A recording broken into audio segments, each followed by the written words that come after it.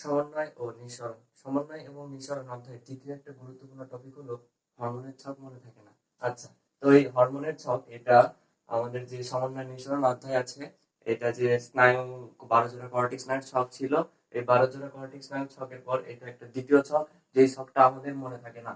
আর মনে না থাকার জন্য আজকের যে পড়াশোনা এটা টাইটেল দেওয়া হয়েছে হরমোনের ছক মনে থাকে না। অধ্যায়ের নাম সমন্বয় ও নিঃসরণ। মূলত এই যে টপিক এটার নাম আসলে অন্তঃক্ষরা গ্রন্থিসমূহের অবস্থান, অন্তঃক্ষরা গ্রন্থি থেকে কি কি হরমোন ক্ষরিত হয় এবং সেই হরমোনের কাজগুলা কি, এইটা নিয়েই হলো আমাদের এই অধ্যায়। অর্থাৎ অন্তঃক্ষরা গ্রন্থিসমূহের কাজ, এদের অবস্থান এবং হ্যাঁ এটাই, এই দুটো নিয়ে হচ্ছে আমাদের কাজ। আচ্ছা, তাহলে আমরা যে টাইটেল দিলাম কি হরমোনের ছক মনে থাকে না। আচ্ছা, আমরা এখন দেখবো আমাদের যে মোটামুটি অন্তঃক্ষরা গ্রন্থিগুলো আছে, অর্থাৎ অন্তঃক্ষরা গ্রন্থিগুলো কি কি আমরা দেখার চেষ্টা করব। তাহলে প্রথমে আছে 1 নম্বরে পিটুইটারি গ্রন্থি, 2 নম্বরে থাইরয়েড গ্রন্থি, 3 নম্বরে প্যারাথাইরয়েড গ্রন্থি, 4 নম্বরে থাইমাস গ্রন্থি, 5 নম্বরে আইলেটস অফ ল্যাঙ্গারহ্যান্স, 6 নম্বরে শুক্রাশয় এবং 7 নম্বরে আছে ডিম্বাশয়, 8 নম্বরে পিনিয়াল গ্রন্থি এবং 9 নম্বরে অ্যাড্রেনাল বা সুপ্রারেনাল। এটার নাম সুপ্রারেনাল কেন হলো এটা অবশ্যই বলা হবে। আচ্ছা, তাহলে প্রথমে আমরা দেখতেছি যে পিটুইটারি গ্রন্থি। তাহলে আমরা প্রথমে পড়বো পিটুইটারি গ্রন্থি নিয়ে। আচ্ছা, এখন এই যে পিটুইটারি গ্রন্থি এটার তো একটা অবস্থান আছে, ঠিক না? আচ্ছা, এই পিটুইটারি গ্রন্থির অবস্থান হলো আমাদের মস্তিষ্কে।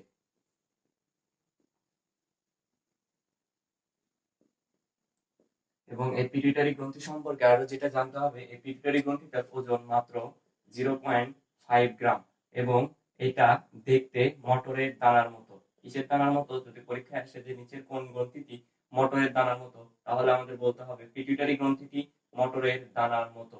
এবং আরো একটা ইম্পর্টেন্ট যে কথা সেটা হলো, আচ্ছা এগুলো সবই পিটুইটারি গ্রন্থির জন্য। পিটুইটারি গ্রন্থিকে বলা হয় প্রভু গ্রন্থি। অর্থাৎ এই গ্রন্থিটা আকারে কিন্তু অনেক ছোট, আর এটা ওজনে অনেক ছোট, 0.5 গ্রাম, কিন্তু এখান থেকে যে হরমোন গুলা নিঃসরণ হয় এগুলা অনেক গুরুত্বপূর্ণ হরমোন এবং আমরা একটু পরে দেখবো এই পিটুইটারি গ্রন্থি থেকে কি কি হরমোন ক্ষরিত হয়। এরপরে আছে আমাদের আরেকটা গুরুত্বপূর্ণ গ্রন্থি, সেটা হলো আমাদের থাইরয়েড গ্রন্থি।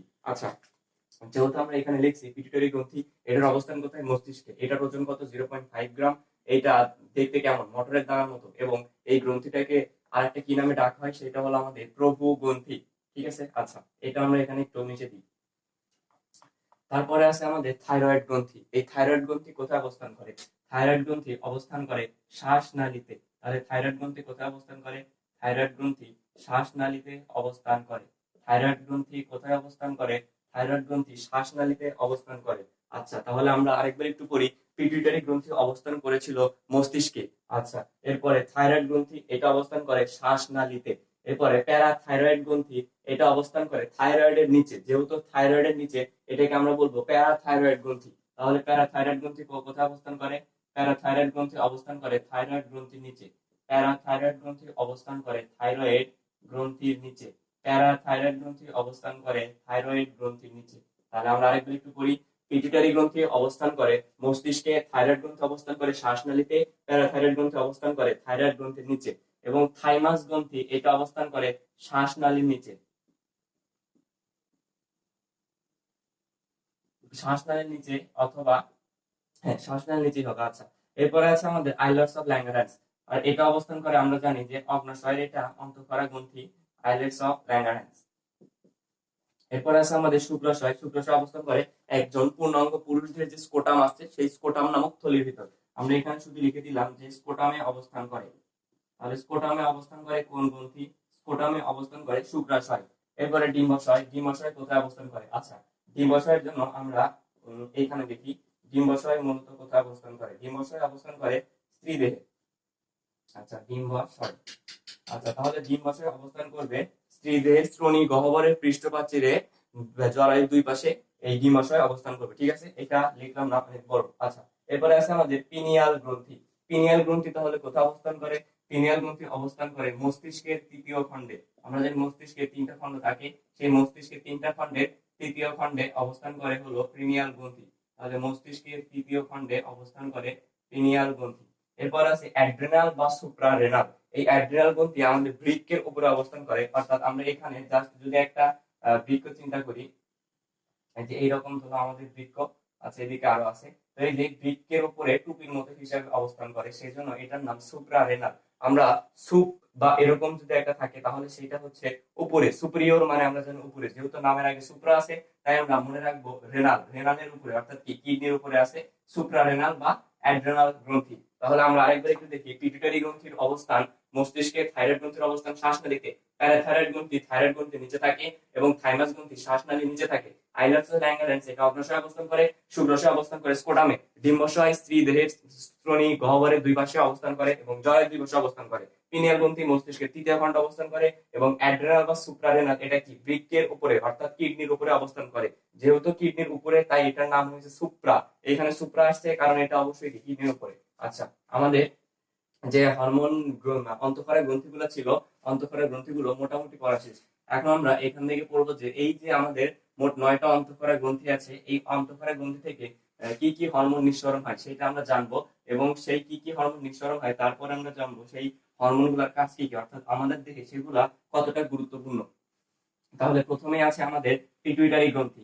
আমরা জানি পিটুইটারি গ্রন্থি মোট আসলে পিটুইটারি গ্রন্থি থেকে অনেকগুলো হরমোন ক্ষরিত হয়, তবে এটার কিছু ভাগ আছে অর্থাৎ পিটুইটারি গ্রন্থির সম্মুখ ভাগ আছে, মধ্য ভাগ আছে এবং পশ্চাৎ ভাগ আছে। তাহলে আমরা পিটুইটারি গ্রন্থি থেকে এখানে প্রথমে লিখলাম যে সম্মুখ ভাগ,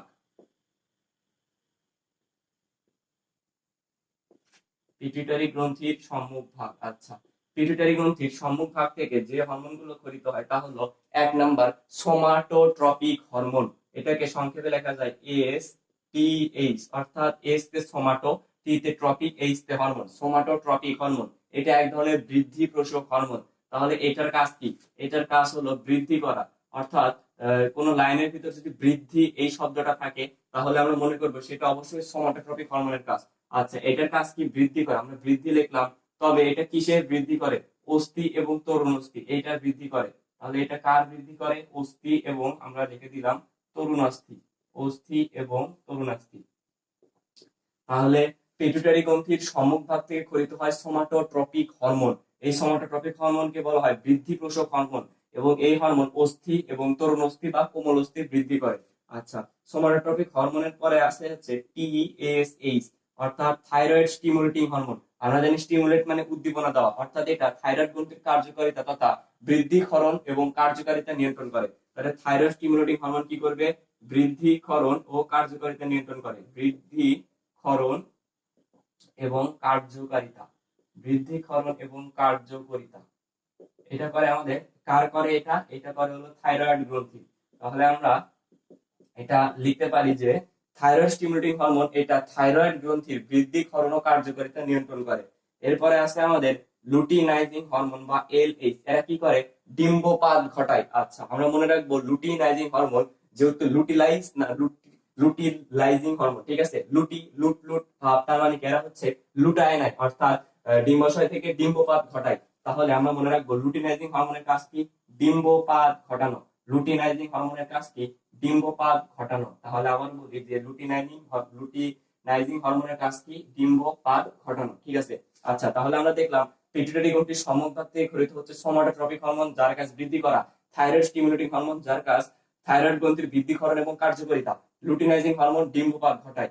এরপরে আছে প্রোল্যাক্টিন হরমোন PRL। এই প্রোল্যাক্টিন হরমোন কি করে? এই প্রোল্যাক্টিন হরমোন হচ্ছে স্তন গ্রন্থির বৃদ্ধি এবং দুগ্ধক্ষরণ নিয়ন্ত্রণ করে। তাহলে প্রোল্যাক্টিনের কাজ স্তন গ্রন্থির বৃদ্ধি, স্তন গ্রন্থির বৃদ্ধি এবং দুগ্ধক্ষরণ। আচ্ছা, তাহলে প্রোল্যাক্টিনের হরমোন কাজ কি? স্তন গ্রন্থির বৃদ্ধি এবং দুগ্ধক্ষরণ নিয়ন্ত্রণ করা। আচ্ছা, তাহলে আমরা কি কি হরমোন বের হলো? Somatotropic hormone, thyroid stimulating hormone, luteinising hormone এবং প্রোল্যাক্টিন হরমোন। এরপরে আরো হরমোন আছে। এই এখন বের যেটা হবে সেটা হলো আমাদের ACTH, অর্থাৎ অ্যাড্রেনাল কর্টিকোট্রপিক হরমোন। তাহলে ACTH এটা কি করবে? আমরা এটা মুখে বলে দিচ্ছি। ACTH অ্যাড্রিনোকর্টিকোট্রপিক হরমোন এটা করবে হলো অ্যাড্রেনাল গ্রন্থির কর্টেক্স অঞ্চলের বৃদ্ধিক্ষরণ এবং শোষণ নিয়ন্ত্রণ করবে হলো ACTH হরমোন। আচ্ছা, তাহলে আমরা যে হরমোনগুলো দেখলাম সেটা হলো আমাদের somatotropic hormone, thyroid stimulating hormone, luteinising hormone, prolactin hormone এবং ACTH। টোটালি 1 2 3 4টা, 5টা বের হলো। আচ্ছা, ঠিক আছে। এটা হলো আমাদের পিটুইটারি গ্রন্থির যে সম্মুখ ভাগ আছে, সম্মুখ ভাগ থেকে মোট 5টা। এরপরে আরো একটা আছে, সেটা হচ্ছে আমাদের FSH, অর্থাৎ ফলিকল স্টিমুলেটিং হরমোন। এটা লিখবো আমরা FSH। এই ফলিকল স্টিমুলেটিং হরমোন কি করবে? ডিম্বাশয়ের ফলিকলের পূর্ণতা দিবে। আমরা শর্টে লিখলাম এটা কি করবে, ফলিকলের পূর্ণতা, ফলিকলের পূর্ণতা। তাহলে আমরা আরেকবার একটু বলি, পিটুইটারি গ্রন্থি, পিটুইটারি গ্রন্থির সম্মুখভাগ, পিটুইটারি গ্রন্থির সম্মুখভাগ থেকে ক্ষরিত হবে somatotropic hormone, thyroid stimulating hormone, luteinising hormone, prolactin hormone, এরপরে এসিটিএইচ এবং ফলিকল স্টিমুলেটিং হরমোন। এর ভিতরে সোমাটোট্রপিক হরমোন এটার কাজ বৃদ্ধি, অর্থাৎ অস্থি, তরুণ অস্থি বা কোমল অস্থির বৃদ্ধি করে। এরপরে থাইরয়েড স্টিমুলেটিং হরমোন এটি থাইরয়েড গ্রন্থির বৃদ্ধিকরণ এবং কার্যকারিতা নিয়ন্ত্রণ করবে। লুটিনাইজিং হরমোন এটা ডিম্বপাত ঘটাবে। প্রোল্যাকটিন হরমোন স্তন গ্রন্থির বৃদ্ধি এবং দুগ্ধক্ষরণ নিয়ন্ত্রণ করবে। এরপরে এসিটিএইচ এটা অ্যাড্রেনাল গ্রন্থির কর্টেক্স অঞ্চলে ক্ষরণ এবং বৃদ্ধি, শোষণ ইত্যাদি নিয়ন্ত্রণ করবে। এরপরে ফলিকল স্টিমুলেটিং হরমোন এরা ডিম্বাশয়ের ফলিকলের পূর্ণতা দিবে। তাও এটাই ছিল পিটুইটারি গ্রন্থির সম্মুখভাগ থেকে যে মোটামুটি 1 2 3 4 5 6টা যে হরমোন নিঃসরণ হয় তাদের নাম এবং কাজ। এরপরে পিটুইটারি গ্রন্থির মধ্যভাগ থেকে একটা হরমোন ক্ষরিত হবে যার নাম এমএসএইচ অর্থাৎ মেলানোসাইট হরমোন। এর নাম কি, মেলানোসাইট হরমোন অথবা এমএসএইচ। তাহলে পিটুইটারি গ্রন্থির সম্মুখভাগ থেকে পিটুইটারি গ্রন্থির এরপরে আমরা লিখবো মধ্যভাগ। এরপরে পিটুইটারি গ্রন্থির মধ্যভাগ থেকে যে হরমোন ক্ষরিত হয় তার নাম এমএসএইচ, মেলানোসাইট হরমোন। এই মেলানোসাইট হরমোন কি করবে, মেলানোপোর কোষের বিস্তৃতি ঘটিয়ে ত্বক ও চুলের বর্ণ নিয়ন্ত্রণ করবে। আমরা এখানে লিখবো যে এর কাজ কি, এর কাজ হচ্ছে 1 নাম্বার ত্বক ও চুলের বর্ণ নিয়ন্ত্রণ। এটা আমরা শুধু শর্টে লিখে রাখবো, ত্বক ও চুলের বর্ণ নিয়ন্ত্রণ, ত্বক এবং চুলের বর্ণ নিয়ন্ত্রণ। তাহলে মেলানোসাইট হরমোন মধ্যভাগ থেকে কি ক্ষরিত হয়, মনে রাখবো মধ্যভাগ থেকে মেলানো ক্ষরিত হয়। মধ্যভাগ থেকে কি ক্ষরিত হয়, মধ্যভাগ থেকে ক্ষরিত হয় মেলানোসাইট হরমোন। মেলানোসাইট হরমোন মেলানোপোর কোষের বিস্তৃতি ঘটায়। তাহলে মেলানোসাইট হরমোন কোন কোষের বিস্তৃতি ঘটায়, মেলানোসাইট হরমোন মেলানোপোর কোষের বিস্তৃতি ঘটায়, ঘটিয়ে ত্বক ও চুলের বর্ণ নিয়ন্ত্রণ করে। কি করে, ত্বক এবং চুলের বর্ণ নিয়ন্ত্রণ করে। আচ্ছা, তাহলে মধ্যভাগ থেকে মেলানোসাইট হরমোন ক্ষরিত হয় এটা আমরা জানলাম, এবং এটা কি করবে, মেলানোপোর কোষের বিস্তৃতি ঘটিয়ে ত্বক এবং চুলের বর্ণ নিয়ন্ত্রণ করবে। আচ্ছা, এরপরে এটা আমরা মিশিয়ে দেব। তাহলে আমাদের সম্মুখভাগ গেছে এবং মধ্যভাগ হইলো। আচ্ছা, এখন আসছে পশ্চাৎভাগ। পশ্চাৎভাগ থেকে মোটামুটি 2টা হরমোন ক্ষরিত হয়। একটা হলো ভ্যাসোপ্রেসিন বা অ্যান্টিডায়াবেটিক হরমোন অথবা এডিএইচ। তাহলে আমরা কি শর্টে এটাকে এডিএইচ লিখবো। এডিএইচ এর অপর নাম ভ্যাসোপ্রেসিন, এটা মনে রাখবো। একটা হলো এডিএইচ হরমোন ক্ষরিত হয়। আচ্ছা, তাহলে পশ্চাৎভাগ থেকে আমাদের মোট 2টা হরমোন ক্ষরিত হবে। একটা হচ্ছে অ্যান্টিডায়াবেটিক হরমোন এবং আরেকটা হরমোন হলো আমাদের অনেক গুরুত্বপূর্ণ, সেটা হচ্ছে অক্সিটোসিন।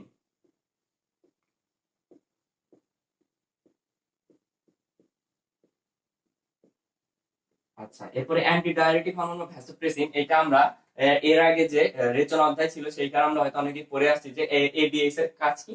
এটা মনে রাখবো আমরা পানি শোষণ, অর্থাৎ পানি শোষণ বলে যদি কোনো কিছু কোনো লাইনের ভিতর থাকে দিয়ে যদি বলে এইটা কোন হরমোনের কাজ বা কোন হরমোন এই কাজ করে, তাহলে আমরা বলবো এডিএইচ। এডিএইচ এর কি, এডিএইচ এর কাজ পানি শোষণ করা। আর এটার অপর নাম কি, এডিএইচ এর অপর নাম অ্যান্টিডায়াবেটিক হরমোন অথবা ভ্যাসোপ্রেসিন।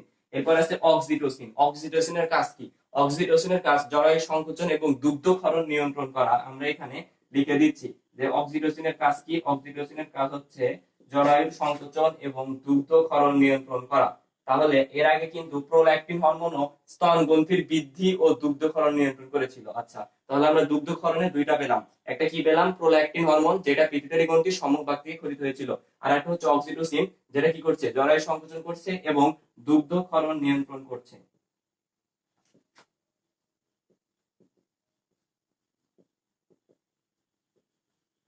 আচ্ছা, এই ছিল আমাদের পিটুইটারি গ্রন্থি সম্পর্কে ডিটেলস। অর্থাৎ পিটুইটারি গ্রন্থির মোট 3টা অংশ আছে। একটা হচ্ছে আমাদের সম্মুখভাগ, মধ্যভাগ এবং পশ্চাৎভাগ। সম্মুখভাগ থেকে যে ক্ষরিত হচ্ছে সোমাটোট্রপিক হরমোন সেটা মূলত বৃদ্ধি করছে। থাইরয়েড স্টিমুলেটিং হরমোন কি করছে, থাইরয়েড স্টিমুলেটিং হরমোন থাইরয়েড গ্রন্থির কার্যকারিতা করছে। এরপর আছে লুটিনাইজিং হরমোন, এটা ডিম্বপাত ঘটাচ্ছে। ফলিকল স্টিমুলেটিং হরমোন কি করছে, ডিম্বাশয় ফলিকলের পূর্ণতা দিচ্ছে। মেলানোসাইট হরমোন, এটা মধ্যভাগ থেকে ছিল। আচ্ছা, ঠিক আছে। এরপরে ছিল আমাদের আর কি ছিল, প্রোল্যাকটিন ছিল যেটা কি করতো, স্তন গ্রন্থির বৃদ্ধি ও দুগ্ধক্ষরণ নিয়ন্ত্রণ করতো। ঠিক আছে। এরপরে মধ্যভাগ, মধ্যভাগ থেকে মেলানোসাইট হরমোন ক্ষরিত হতো। মেলানোসাইট হরমোনের কাজ কি, মেলানোফোর কোষের বিস্তৃতি ঘটিয়ে ত্বক ও চুলের বর্ণ নিয়ন্ত্রণ করা। এরপরে পশ্চাৎভাগ, পশ্চাৎভাগ থেকে ক্ষরিত হয় অ্যান্টিডায়ারেটিক হরমোন এবং অক্সিটোসিন। অ্যান্টিডায়ারেটিক হরমোনের অপর নাম ভ্যাসোপ্রেসিন এবং এটাকে আমরা ফুল ফর্ম লিখতে পারি অ্যান্টিডায়ারেটিক হরমোন অথবা এডিএইচ এবং এটার অপর নাম ভ্যাসোপ্রেসিন। এর কাজ কি? পানি শোষণ করা। এরপরে অক্সিটোসিন, অক্সিটোসিনের কাজ কি? জরায়ু সংকোচন এবং দুগ্ধ ক্ষরণ নিয়ন্ত্রণ করা। আচ্ছা, এটা আমাদের ছিল মোট পিটুইটারি গ্রন্থি থেকে। পিটুইটারি গ্রন্থির পরে আমাদের যে গ্রন্থিটা আছে সেটা হচ্ছে আমাদের থাইরয়েড গ্রন্থি। থাইরয়েড গ্রন্থি থেকে তিনটা হরমোন খরিত হয়, ট্রাই আইডোথাইরোনিন, থাইরক্সিন এবং ক্যালসিটোনিন। আচ্ছা, আমরা এখানে আগে লিখে নিব থাইরয়েড গ্রন্থি।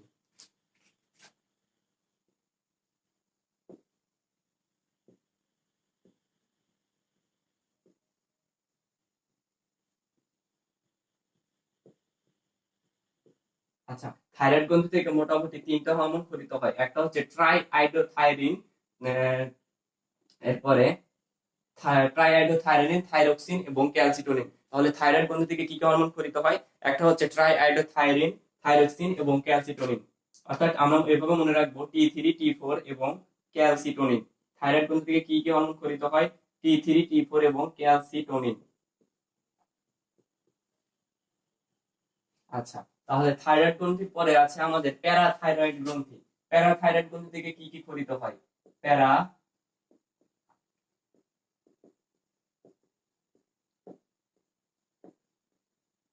প্যারাথাইরয়েড গ্রন্থি। প্যারাথাইরয়েড গ্রন্থি থেকে যে হরমোন খরিত হয় তার নাম প্যারাথাইরয়েড হরমোন অর্থাৎ PTH, প্যারাথাইরয়েড হরমোন অথবা প্যারাথরমোন। আমরা এটাকে মনে রাখবো প্যারাথাইরয়েড হরমোনই মনে রাখবো। এখানে আরেকটা যেটা কথা সেটা হচ্ছে আমাদের যে থাইরয়েড গ্রন্থি এটা প্রজাপতি বা এইচ আকৃতির। তাহলে থাইরয়েড গ্রন্থি কোন আকৃতির? প্রজাপতি বা এইচ আকৃতির। থাইরয়েড গ্রন্থি প্রজাপতি বা এইচ আকৃতির। আমরা মনে রাখবো প্রজাপতি আকৃতির এবং এইটা অসংখ্য ক্ষুদ্র ক্ষুদ্র ফলিকল দ্বারা যুক্ত থাকে। ঠিক আছে, এটা হলো মোটামুটি এইচ আকৃতির হয়। আচ্ছা, এরপরে আমরা প্যারাথাইরয়েড গ্রন্থি পড়লাম। তাহলে আমরা প্রথমে পড়েছি পিটুইটারি গ্রন্থি, তারপরে থাইরয়েড গ্রন্থি, প্যারাথাইরয়েড গ্রন্থি। এরপরে আছে আমাদের থাইমাস গ্রন্থি। আচ্ছা, থাইমাস গ্রন্থি। থাইমাস গ্রন্থি থেকে মূলত থাইমোসিন খরিত হয়। তাহলে থাইমাস গ্রন্থি থেকে কি খরিত হয়? থাইমাস গ্রন্থি থেকে খরিত হয় থাইমোসিন। আমরা এখানে লিখে দিব থাইমাস গ্রন্থি থেকে খরিত হয় থাইমোসিন। থাইমাস গ্রন্থি থেকে কি খরিত হয়? থাইমাস গ্রন্থি থেকে মোটামুটি থাইমোসিন নামক একটা হরমোন খরিত হয়। এটার কাজ কি? এটা অ্যান্টিবডি তৈরি করে তথা লিম্ফোসাইট তৈরি করে। আমরা এখানে শুধু লিখে রাখবো অ্যান্টিবডি তৈরি করে। অর্থাৎ অ্যান্টিবডির কথা মনে আসলে আমাদের লিম্ফোসাইটের কথাও মনে আসবে, কারণ আমরা রক্ত অধ্যায়ে এই যে লিম্ফোসাইটের কথা বলছি তাছাড়াও সমন্বয় মানবদেহের যে প্রতিরক্ষা আছে, ইমিউন সিস্টেম, সেখানেও লিম্ফোসাইটের কথা পড়া আছে। আচ্ছা, তাহলে আমরা এখানে লিখে রাখবো যে থাইমোসিনের কাজ কি? অ্যান্টিবডি তৈরি করা। এবং এই যে থাইমাস গ্রন্থি এটা আমাদের শিশু অবস্থায় থাকে এবং মানুষ পরিণত হওয়ার সাথে সাথে এটা আসলে বিলুপ্তি ঘটে। আচ্ছা, থাইমাস গ্রন্থির পরে আমরা যেটা পড়বো সেটা হচ্ছে আমাদের পিনিয়াল গ্রন্থি, যেটা মস্তিষ্কের তৃতীয় খণ্ডে অবস্থান করে। তাহলে আমরা কি পড়বো এখন? আমরা এখন পড়বো পিনিয়াল গ্রন্থি। আমরা এখানে লিখে রাখি পিনিয়াল গ্রন্থি।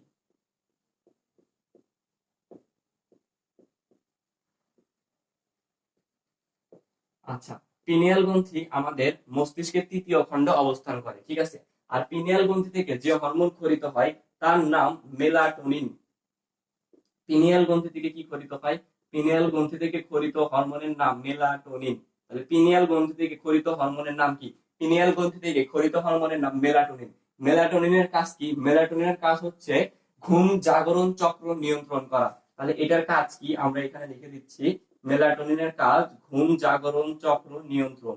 মেলাটোনিনের কাজ কি? মেলাটোনিন অর্থাৎ পিনিয়াল গ্রন্থি থেকে যে মেলাটোনিন খরিত হয়, পিনিয়াল গ্রন্থি থেকে যে মেলাটোনিন খরিত হয় তার কাজ ঘুম জাগরণ চক্র নিয়ন্ত্রণ প্লাস যৌন অঙ্গের সক্রিয়তা নিয়ন্ত্রণ করে।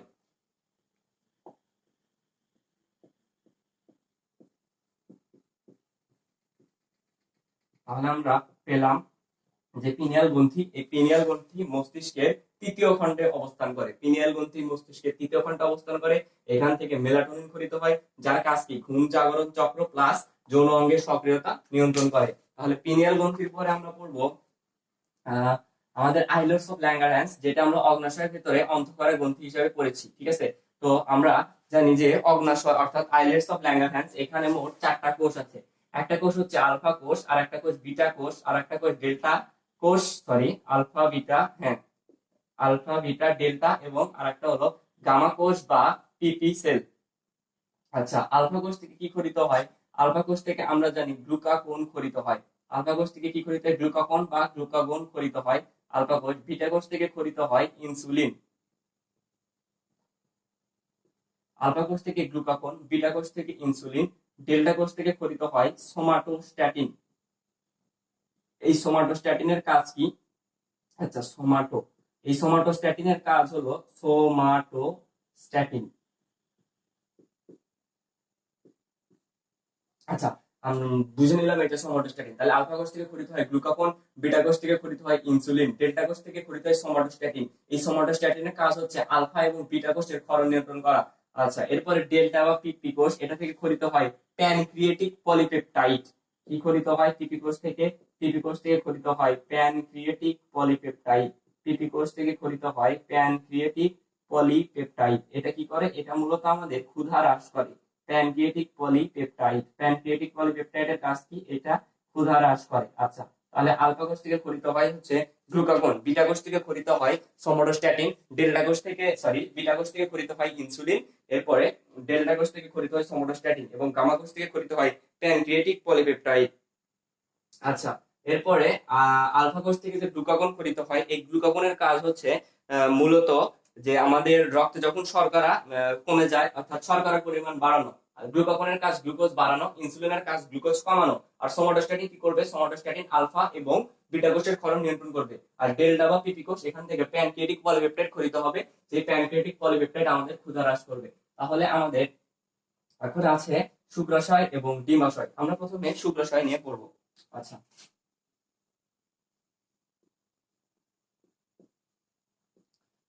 শুক্রাশয়টা মূলত আমরা তো জেনেছি যে এটা আমাদের পূর্ণাঙ্গ পুরুষদের স্কোটামের ভিতর অবস্থান করে। আর শুক্রাশয় থেকে যে হরমোন খরিত হয় তার নাম টেস্টোস্টেরন। টেস্টোস্টেরন। আমরা স্পেলিংটা ভুল গেলে সেটাকে অবশ্যই অ্যাভয়েড করব।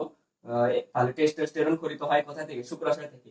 এবং টেস্টোস্টেরনের কাজ হচ্ছে আমাদের যে যাবতীয় যত পুরুষ বৈশিষ্ট্য আছে বয়সন্ধিকালে, সেই পুরুষ বৈশিষ্ট্যগুলো নিয়ন্ত্রণ করে কে? টেস্টোস্টেরন। আচ্ছা, এরপরে আমরা পড়বো হলো ডিম্বাশয়। ডিম্বাশয় আমরা জানি শ্রোণী গহ্বরের পৃষ্ঠপ্রাচীরের জরায়ুর দুই পাশে অবস্থান করে ডিম্বাশয়। ডিম্বাশয় থেকে খরিত হয় ইস্ট্রোজেন এবং প্রোজেস্টেরন। আচ্ছা, আমরা এখানে লিখি ডিম্বাশয় থেকে কি খরিত হয়? ডিম্বাশয় থেকে খরিত হয় ইস্ট্রোজেন। ডিম্বাশয় থেকে খরিত হয় ইস্ট্রোজেন এবং প্রোজেস্টেরন।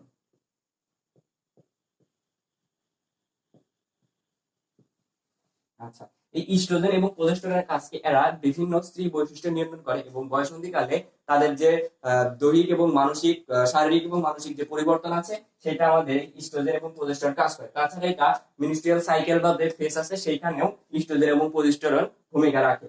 এরপরে আমাদের যেটা আছে সেটা একদম শেষ, অর্থাৎ অ্যাড্রেনাল গ্রন্থি বা সুপ্রারেনাল গ্রন্থি। আমরা পড়ছিলাম যে এটাকে সুপ্রারেনাল কেন বলা হলো, কারণ আমরা জানি এটা আমাদের দুই বৃক্কের মাথায় টুপির মতো অবস্থান করে, যার কারণে এটাকে বলা হয় সুপ্রারেনাল বা কিডনির উপরে। আচ্ছা, তাহলে আমরা এখানে অ্যাড্রেনালি লিখে রাখলাম। আচ্ছা, অ্যাড্রেনাল গ্রন্থির দুইটা অংশ আছে, একটা হচ্ছে কর্টেক্স আর একটা মেডুলা। তাহলে একটা কি?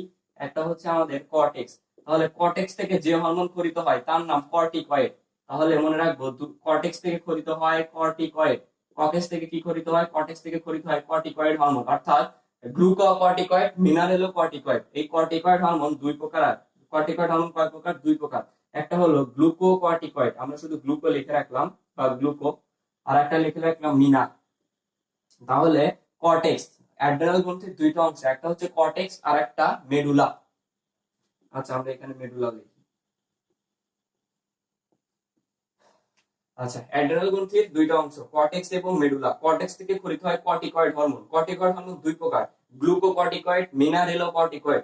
গ্লুকোকর্টিকয়েড তথা এই হরমোনের কাজ শর্করা এবং আমিষ এটা নিয়ে কাজ করবে, এবং মিনারেলোকর্টিকয়েড খনিজ লবণ নিয়ে কাজ করবে। অর্থাৎ এগুলা শোষণে বা এগুলোর বিভিন্ন কাজে এই মিনারেলোকর্টিকয়েড ভূমিকা পালন করবে। এরপরে মেডুলা থেকে দুইটা হরমোন খরিত হয়, একটা হচ্ছে অ্যাড্রেনালিন, নন অ্যাড্রেনালিন, অথবা এপিনেফ্রিন এবং নন এপিনেফ্রিন। আমরা লিখে রাখবো অ্যাড্রেনালিন। আচ্ছা, লিখলাম না, এটা আমরা মুখে বলে দিচ্ছি যে মেডুলা থেকে খরিত হয় অ্যাড্রেনালিন এবং নন অ্যাড্রেনালিন। এই দুটার কাজ প্রায় একই রকম, অর্থাৎ আমাদের হৃদক্রিয়া, হৃদস্পন্দন, অথবা আমরা যদি ভয় পাই, সেই ক্ষেত্রে যে আমাদের হার্টবিটটা বৃদ্ধি পায় বা ইনক্রিজ হয়, সেই ক্ষেত্রে আসলে এই যে মেডুলা থেকে ক্ষরিত অ্যাড্রেনালিন এবং নন অ্যাড্রেনালিন অথবা এপিনেফ্রিন এবং নন এপিনেফ্রিন ভূমিকা পালন করে। তো এই ছিল হরমোনের ছক, মনে থাকে না, অথবা সমন্বয় ও নিঃসরণের যে অন্তঃক্ষরা গ্রন্থির কিছু অবস্থান ছিল, কাজ ছিল, এবং কি কি হরমোন ক্ষরিত হয়, যেগুলো মূলত ইম্পর্টেন্ট সেগুলো আলোচনা করা হয়েছে। তো আজকে এই পর্যন্তই ছিল। এর পরবর্তীতে আমরা দেখি যে কোনটা মূলত কোন কঠিন মানে টপিকটা আমাদের কাছে কঠিন লাগে, বা এই যে এরকম হরমোনের ছক মনে থাকে না, আরো কোনো ছক মনে থাকে না, এরকম কিছু আছে কিনা, যদি থাকে তাহলে সেটা নিয়ে পরবর্তী ভিডিওতে আলোচনা করা হবে। সবার জন্য শুভকামনা এবং ধন্যবাদ।